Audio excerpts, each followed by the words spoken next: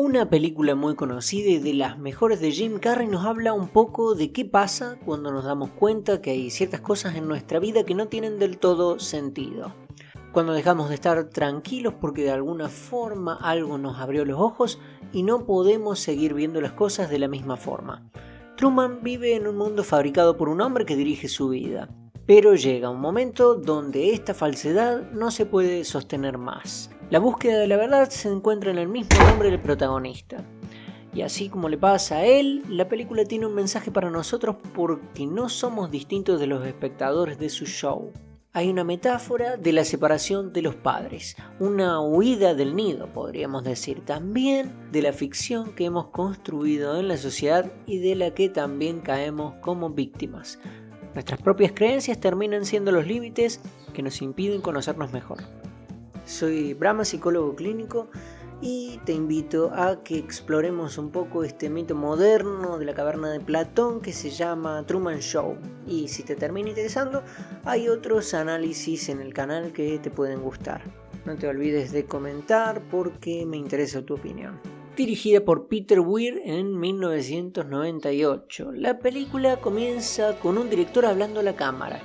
Nos hemos aburrido de mirar a actores dar emociones falsas. Aunque el mundo en el que habita está falsificado en algunos aspectos, no hay nada de falso en Truman.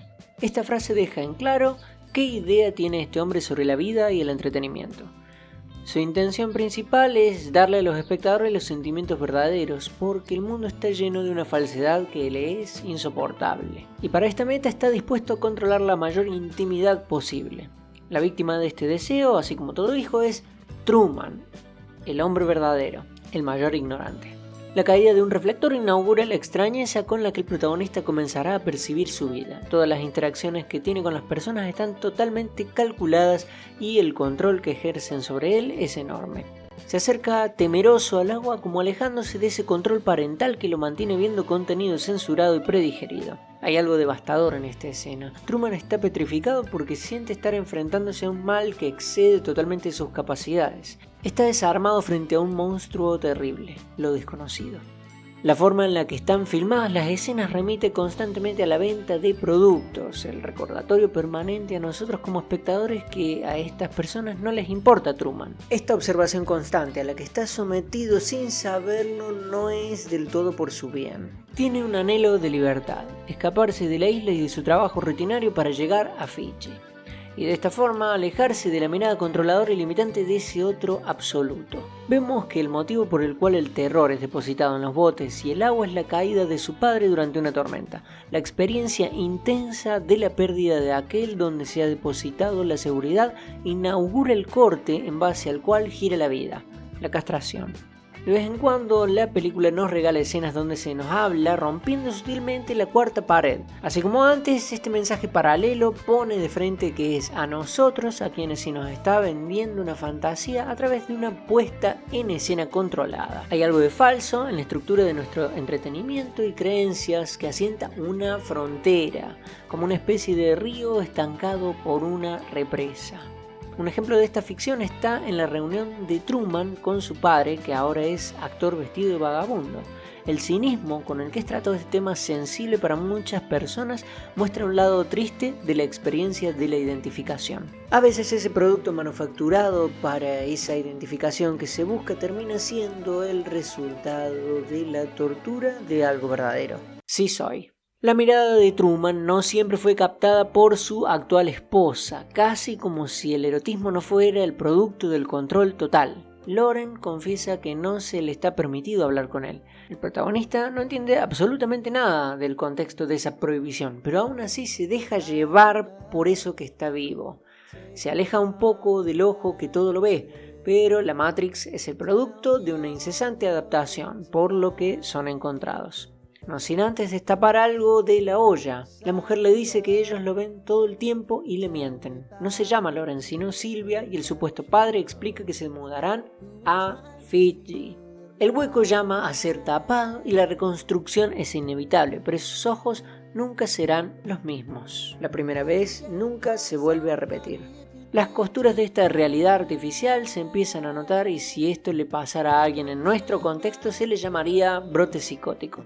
No es una sorpresa que tantos autores consideran que la medicina y las instituciones en general son una estrategia de control. Lo que en otras circunstancias podría llamarse delirio se asienta con la frase "me están siguiendo". Su identidad queda fijada a la persecución de otros. Atrapado desde niño, parece que la única trama capaz de mantenerlo en las garras de la producción es el deseo por volver a ver a su padre, la familia, la propiedad privada y el amor. La propaganda, el decorado natural de nuestra civilización, intenta persuadir a Truman de su deseo, pero así como en la vida que nos toca, jamás será un sinónimo de la verdad.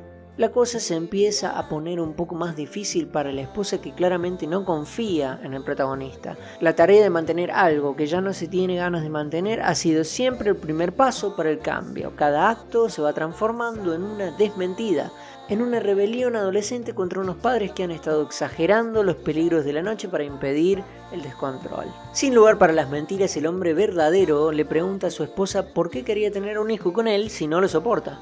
La respuesta es la oferta de una chocolatada acompañada de una sonrisa cínica fusionada con el terror.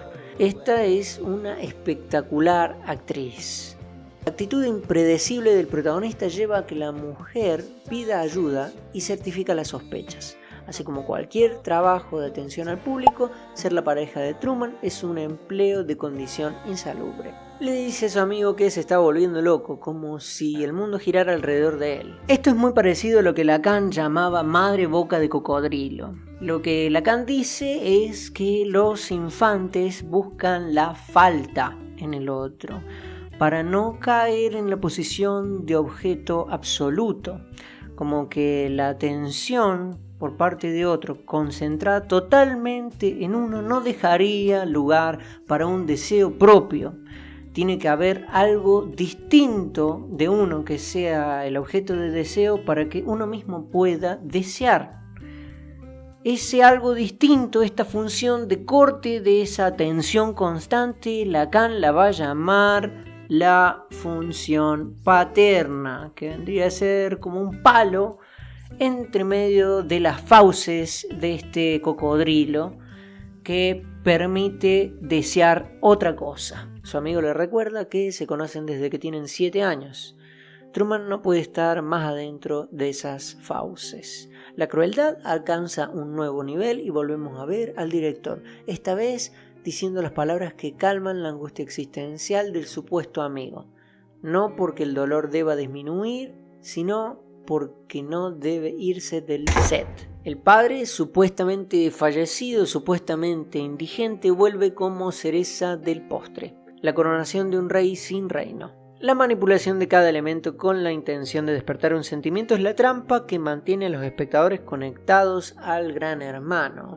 Filmado desde su nacimiento y expuesto a los ojos de todos en todo el mundo, ¿qué diferencia hay entre su mentira y la nuestra? La explicación la da esta metáfora de Dios, Christophe. La pérdida del padre fue, así como los perros, un límite más a la exploración que habitaba en Truman desde niño. De bebé fue adoptado por una empresa que se mantiene colocando productos frente a la cámara. Cuando al director le preguntan por qué el protagonista no se ha dado cuenta hasta ahora de la mentira en la que vive, responde que aceptamos la realidad que se nos presenta. Dos policías espectadores asienten a la afirmación. Estos somos nosotros mismos aceptando las mentiras cotidianas que nos creemos. Sylvia expone las intenciones de Christophe y este plantea algo muy interesante. Truman prefiere ese mundo falso porque si estuviera determinado a buscar la verdad, la encontraría. Las consecuencias de esta reflexión tocan lo que podemos pensar como la muerte de Dios en Nietzsche. Los humanos somos seres religiosos, necesitamos de la ficción de un otro. El protagonista logra esquivar la mirada constante y las alarmas paternales de la empresa se despiertan. Por primera vez en muchos años la transmisión se corta. El sustento vital de la verdad como entretenimiento llega a su fin. La prioridad de encontrarlo lleva a que el director anule los mismos principios de la coherencia física. El sol sale durante la noche. la iluminación de aquello que se ha mantenido en la oscuridad. La lente cae sobre el mar como la última frontera. La transmisión se reanuda y el mayor acto de rebeldía es el signo de la libertad, la búsqueda de lo que está más allá de lo que el otro siempre quiso de uno. Esta necesidad de control llega a su punto más tenso y la violencia más alta está servida en la mesa. Truman atraviesa las aguas turbias como un meteorito cruzando la galaxia con el objetivo de romper la tela de su propia realidad. Es así como su verdugo, este padre que vive en el cielo, observa cuidadosamente cómo su hijo logra levantarse de los peores castigos que le ha dado. Más allá del temor, habita el lugar del sujeto. El héroe toca por fin la última parte del set, como un marinero que ha estado naufragando y descubre un nuevo territorio. Asciende por la escalera como símbolo de la muerte y la resurrección y el padre lo prepara para esa nueva mudanza. Explica que no hay más verdad afuera de la que él creó para Truman. Lo que el hijo le devuelve es: Never had a camera in my head. Nunca tuviste una cámara en mi cabeza. La frase devela los límites del conocimiento y el lugar de la subjetividad, el argumento más fuerte para la diferencia entre la mente y el cerebro. Las últimas palabras son una despedida que se apropia de lo que mantuvo ciego tanto tiempo para elaborar un acto trascendental. Así como Prometeo les dio el fuego de los dioses a los hombres, Truman es quien le devuelve a los espectadores y a nosotros mismos la llave para despertar, no solo de la apariencia del consumo de productos y del entretenimiento, sino de la línea imaginaria que el sistema simbólico en el que vivimos marca como el fin. Bueno, llegamos al final de este camino de trascendencia que ha dejado a esta película como una joya eterna del cine. Como siempre, si te gustó el análisis, déjale un me gusta y compartilo con alguien a quien le pueda llegar a interesar para que formemos un espacio de debate sobre estas cosas hermosas que puede producir un film. Por hoy dejamos acá, nos vemos en otro video. Bueno, este bonus queda para aquellos que están interesados un poco en el psicoanálisis que hay detrás de estos análisis. En este caso, quería hablar de un texto de Freud de 1905 que se llama Personajes psicopáticos en el escenario. Me parece que es muy importante este texto y es uno de los más lindos de Freud porque habla del drama. Cuando uno está comprometido, cuando uno se engancha con un drama, hay, dice Freud, un desahogo. Los afectos son depositados en un héroe. Nos permite retomar, así como el juego en los niños, ese sentimiento de que quizás éramos como el centro del mundo en ese momento, pero que después, con el tiempo, fuimos pasando como a una especie de desecho, dice, una especie de despojo, como que nada nos puede pasar que sea interesante. Entonces, al colocar el drama, un héroe en el que podamos identificarnos, nos permite liberar estos afectos, así como con los chistes. Además, hay cierto ahorro en esta identificación porque como espectadores lo conocemos bastante bien, que es el tema del sufrimiento.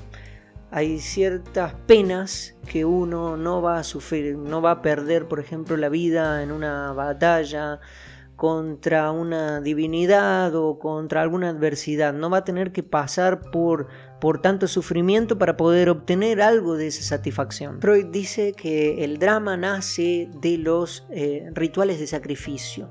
Entonces es como que todavía nosotros no hemos cambiado eso. Ese origen en esa experiencia sigue todavía en lo profundo, en el corazón del entretenimiento.